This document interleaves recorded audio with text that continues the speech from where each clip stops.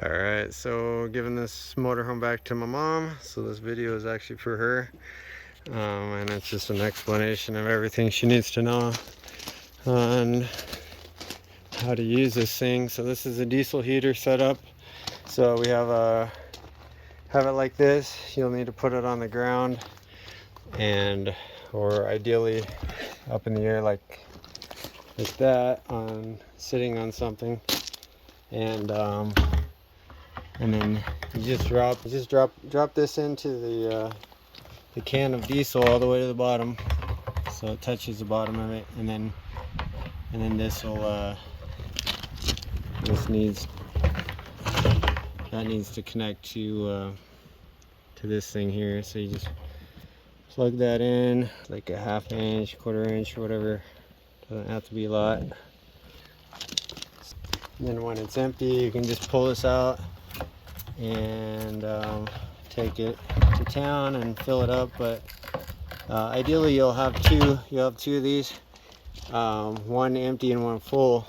So you put the full one right next to it, and then swap this over real fast like that. But what you don't want it to go all the way empty, because if you run it all the way empty, you'll get air in the lines, and then you have to purge the line of the air, and that's a pain in the butt. So you need to kind of keep an eye on it so it doesn't get also, this needs to be covered really well so that water doesn't, like drip down and into the can. So if it's up like that, it's going to minimize the water dripping down. It's going to drip off right here, and then you just cover this right here with something, piece of sheet metal.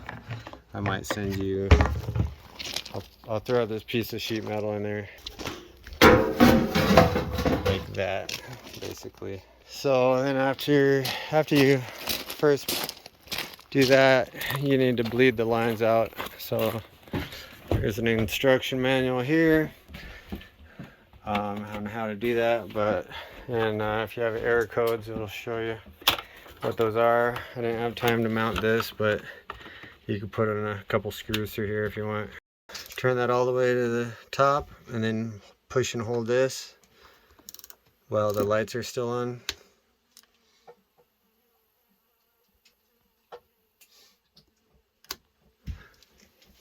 Yeah, so it's about 5 or 10 seconds, and now you can hear the pump down there. So yeah, it's pumping. Like I said, once you see the air come out, all the air come out of the lines, and just hit the off button again like that. So once you see all the air come out of the line here, and it's pumping diesel up into the unit here, you actually have to look at this point right here, as it's going right before it enters into here.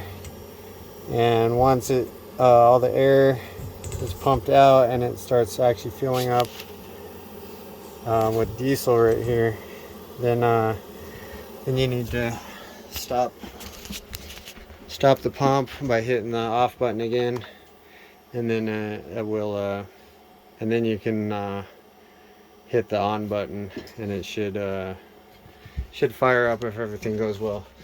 But if something happens, it doesn't go well, and you see all these lights blinking and it shuts down, just try to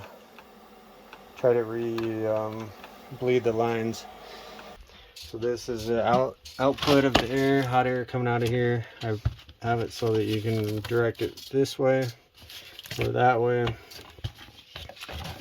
that. So air conditioning, there's a shorted wire going through the roof here that is supposed to be providing power to the air conditioning. So we bypass that, just put a heavy duty extension cord, and it plugs into the outlet there.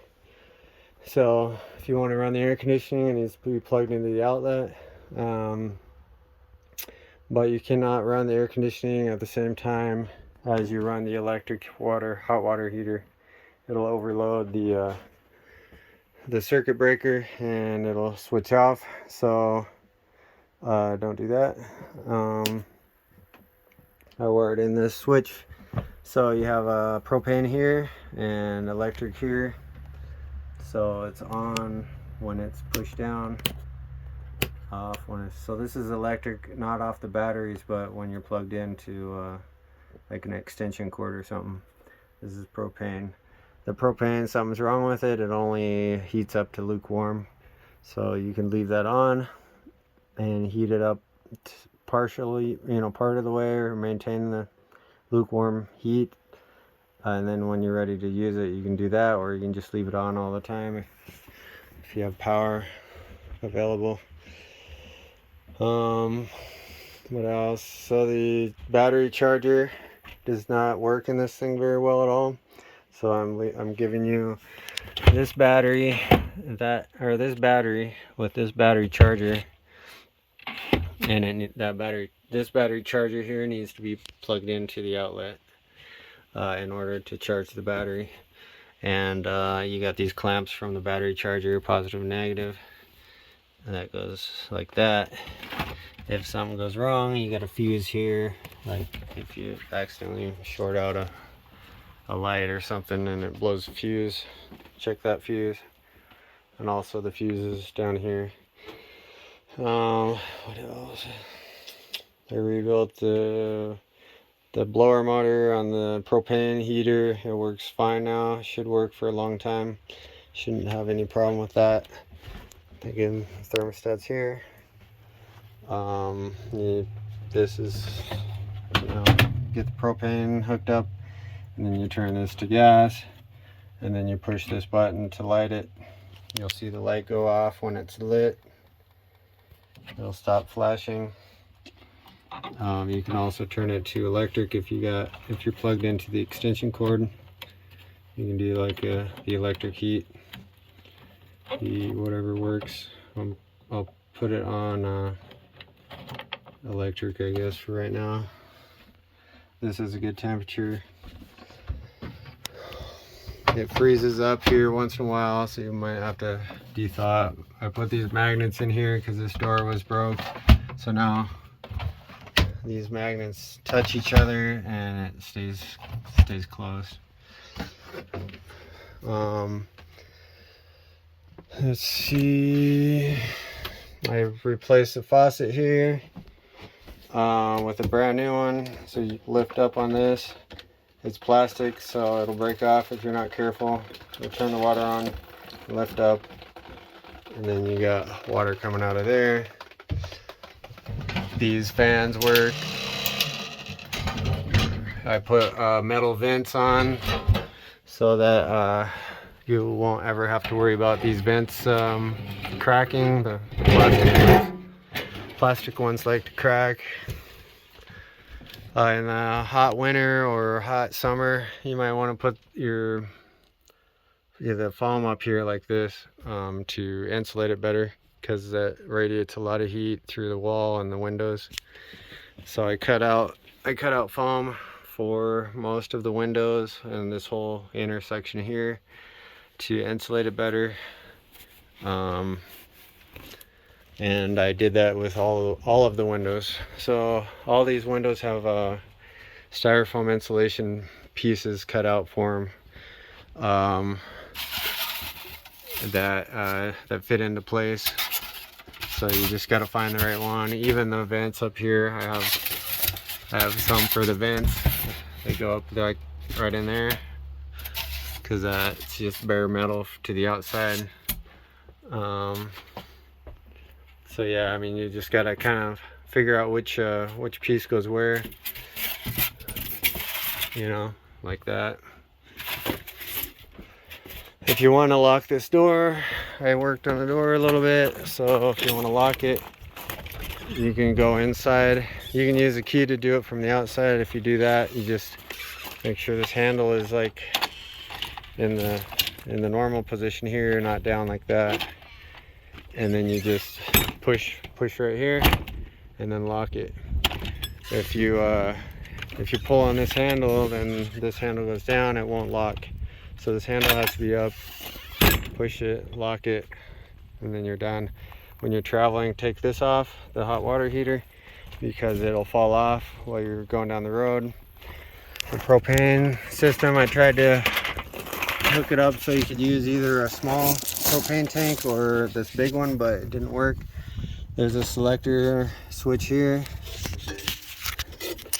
Selector switch here that selects between the big original tank here and or the a small tank, which I normally have laying out here.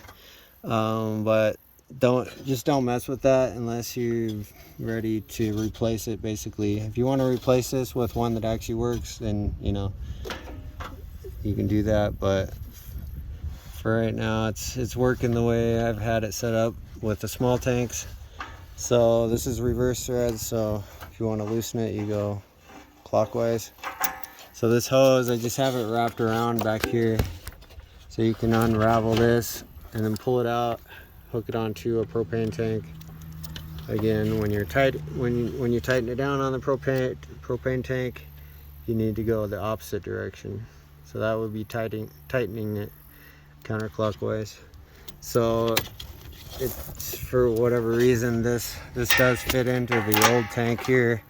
I just have it screwed on here so it doesn't like slip out and drag on the highway when you're going down the highway. So when you're ready to hook up a small tank, you just unscrew this clockwise again and then screw it onto your small tank. So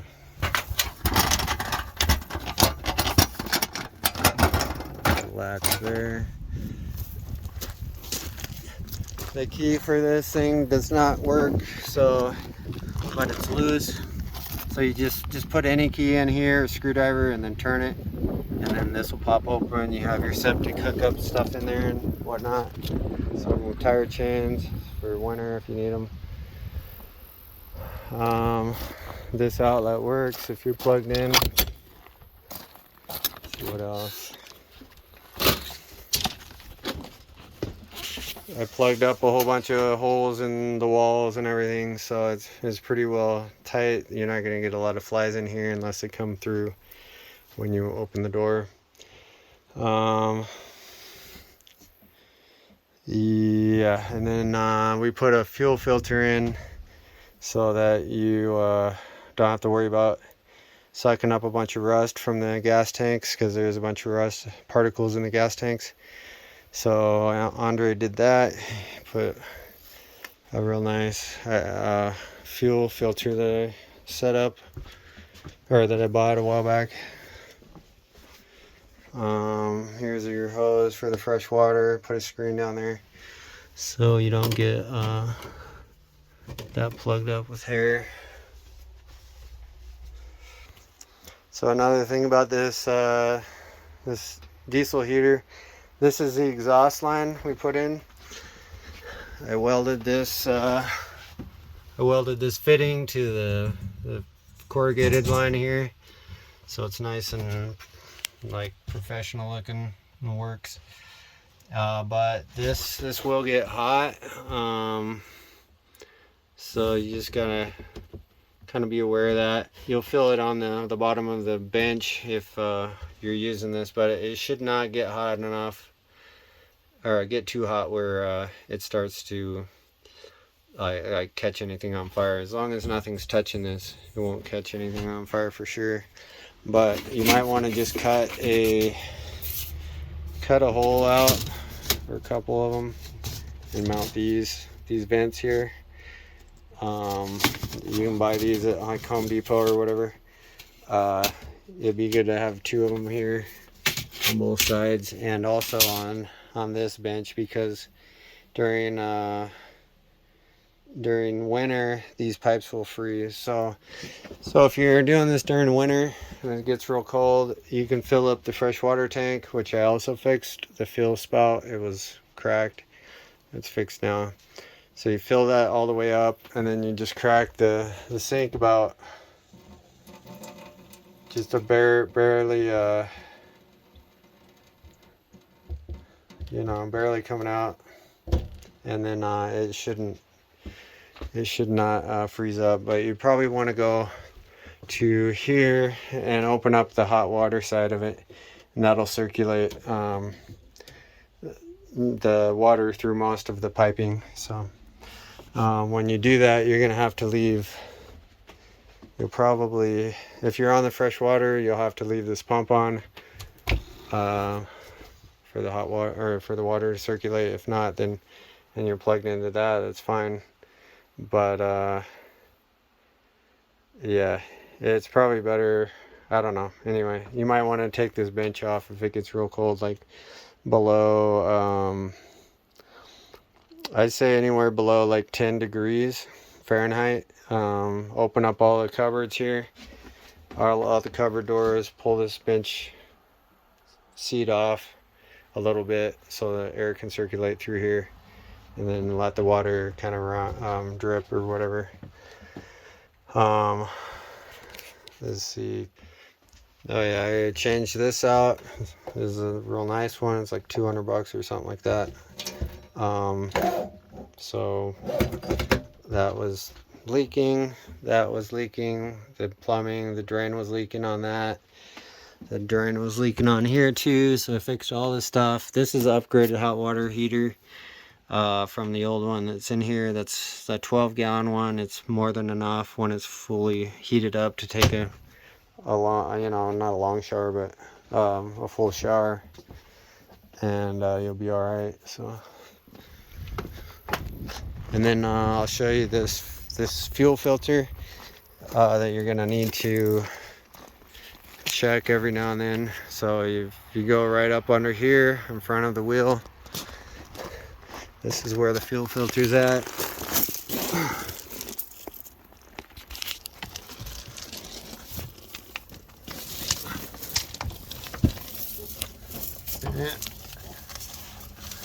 At some point in the future, you're gonna have to come out here and just unscrew this. Unscrew it means turn it this way, and that in this direction, and like turn it like this in the bottom of it here, and that will allow you to get this fuel filter off. You can change that, and then you can drain out all the rust and stuff, clean out the rust that settles down at the bottom of the tank here.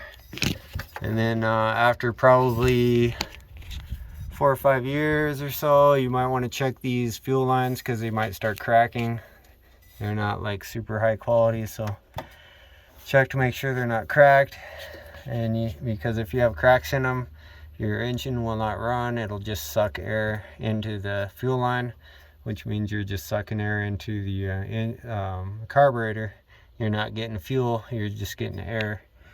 So just be aware of that also. So the last thing is this muffler has a hole in it. I tried patching it with this tape stuff, this aluminum tape, but it's not going to last. You need to get that whole muffler replaced. And then also there's I believe might be a hole. Did I have a hole in this one? Yeah. So there's a hole right here, right in front of the driver's side rear tire. This needs patched up too, right here. After when you finally get, you know, this whole thing fixed. Also, if you start getting air into your diesel heater, it's probably because of these lines are cracked right here. So you'll have to check these every now and then. This is a filter. You'll also need to change that at some point so that the diesel heater works. Make sure that this pump stays at this angle right here, so it works properly as well. So yeah, so this is for the diesel heater, and that's about it. So you have your gray water tank here, of course, you know how to do all that. Open the valve, let it drain, or whatever. So that's it. That's all that I can think of to go over. Hope everything goes well with you. good luck, and yeah, that's it. Expect. So it is starting. It does want to overheat. So you might want to get a upgraded radiator for this, and that would probably help. And then the other thing is main. This is the main fuel tank. So on the selector switch inside of here, it says main auxiliary. So the main is the one towards the front. And the fuel gauge on the dash, it doesn't work on the main one. I believe it does work on the auxiliary one, if I remembered right. I bought a fuel sending unit so that that gauge can work. You can then have somebody install it into the fuel tank, and I have the part in here. It's in a long cardboard box. All right, so we're here. Dropped it off. Yeah. I was greeted by somebody, so that's always nice. So the alternator doesn't seem to be working, so I don't know if it's this. Looks like there's some kind of hokey connection right here on this wire. It's kind of hard to see, I guess, but anyway, I think you can see that there's a wire coming off the alternator right here, and there's this connection right here that might be corroded, so you might want to check that. And then also this, it goes into, looks like it goes into that thing. Let's see. Yeah, it goes into this box, so that could be blocking it also, or it could just be a bad connection. So I think that goes, yeah, over to that wire down to here. So that could be a bad connection here also. And then it goes from there to, oh. Anyway, yeah, you gotta check the alternator. I guess this is, something's up with it. Usually it's like this wire, one of these two wires. Could be, anyway, it could be any of these connections. And also, yeah, you can take your battery. So. Oh yeah, I'm gonna take this. There's a battery inside. I'm leaving, so. Okay, I'll check it. But I'll park it first. Yeah.